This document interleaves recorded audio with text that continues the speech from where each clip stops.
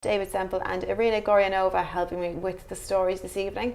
Now, nearly 8,000 people have been detained over suspected links with the attempted coup in Turkey over the weekend.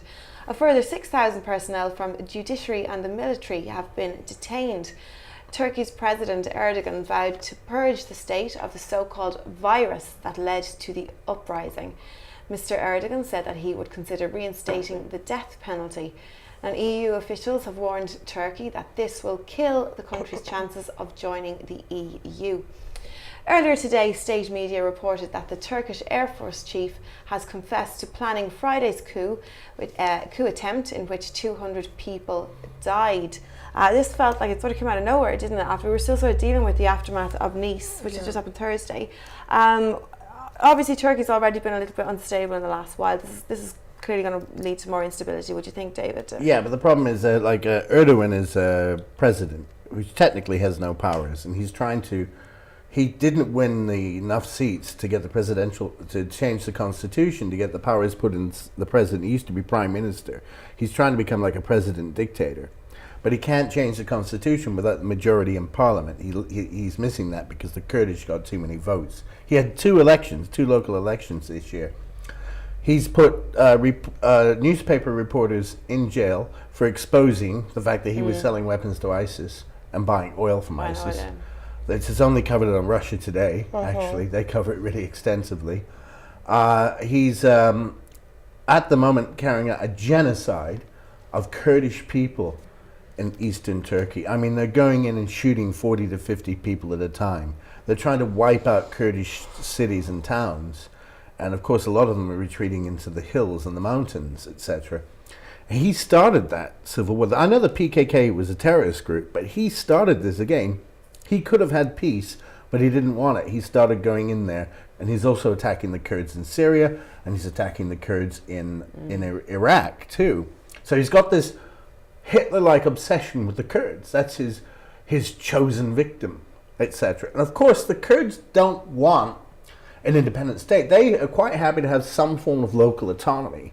The Öcalan, the guy he's got in jail, he's a communist, but his whole thing is not to divide Turkey up. They just want regional autonomy, and he doesn't want to give it. He is like a Turkish supremacist, Turkish nationalist, Erdogan. And of course, along comes the coup. I wonder if he knew they were planning the coup, because it's the most incompetent coup I've ever seen. And he didn't stop it just so he could do all of this. But it's hard to say. I mean, usually the Turkish coups are successful. Yeah, but the whole army wasn't behind this. So it's very dodgy. So you feel what do you feel that he's I mean, I have to be careful what I say.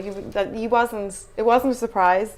I think he must have been onto some of this. Because, it's more or less a Gestapo state there. Anyway, it was not a democracy. So it's not a free country. Well, this is the main point, isn't that? He's a threat to the security of Turkey. He's a threat to democracy, and this is what his opposition. And this gives him an excuse to have a night of the long knives, a la Hitler in 1934, where he can just wipe out anybody in the regime that's opposed to him. He arrested like 2,000 judges. What would judges have to do with it? I could see the military officers, and the coup there were only like 5 tanks in one city and 5 tanks in the other city. I was waiting to see. They seized a couple of channels, and I think by 2 a.m. we were all suspicious about it. I just think I think we should actually take our ambassadors out of Turkey. Well, he's abusing the human rights of the Turkish people. It's not just Kurds, it's to other Turkish people. There are Turkish liberals, there are Turkish conservatives who are demonstrating in the streets every day against him. And I think we should treat him as a human rights disaster the way, we're going to complain about Russia or China. This is much worse because it's a European country. I mean, Asia Minor is part of Europe. And why hasn't he been treated like that, do you think, so far? Because he's in NATO. The Turks have the second largest military in NATO. Not as effective nearly as the British, but the second largest, especially the second largest army. Probably because we always had them in there because of the Soviet Union back in 1952 when they came in. And I think that they're afraid to stand up to Erdogan. I mean, what's her name? The German Chancellor, Merkel. She allowed Erdogan to take her for lunch on refugees, didn't she? He put in, from Turkey, 800,000 refugees. The other 600,000 came on the boats. Nobody stopped him because he's been trying to blackmail Europe.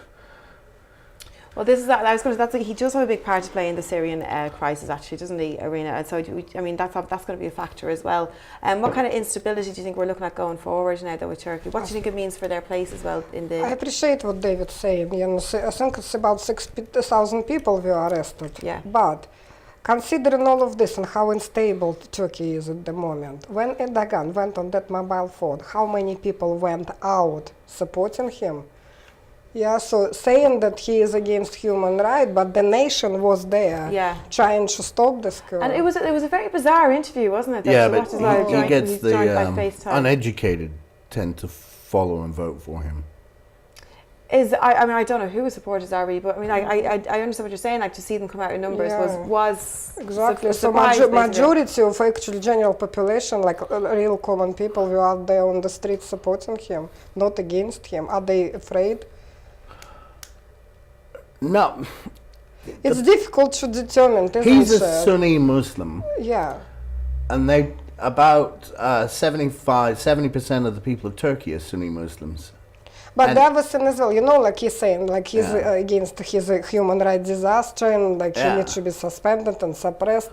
We've seen it in Iraq, what happened then when democracy went in, so Iraq was upside down. Do we want another story like that? Would you say that the EU needs to just tread carefully with this one? Yeah, I think so. I think because we don't understand their religion, their approach, their like background, where the country is completely different. So I think, to be fair, Turkey have always tried to kind of keep religion out of their political situation. I know it's he's general, changing but they do it try from being a secular state, which is what was set up by Kemal Ataturk back in 1924 when Turkey was first created. Yeah. It was a secular state. He took the fezzes off everyone and got religion into the private sphere and changed the alphabet from Arabic to European alphabet. But this Islamist tendency has come with Erdogan. Yeah. And he's been he wants to probably have an Islamic Republic like Iran. And now there's another thing about Erdogan. I'm going to read you an extract from one of his speeches. Last year, he did a speech in which he called for the conquest of Europe by Islam through emigration into Europe and announced that the conquest is to have the courage, tenacity, and sagacity to divide the entire world in even the hardest of times.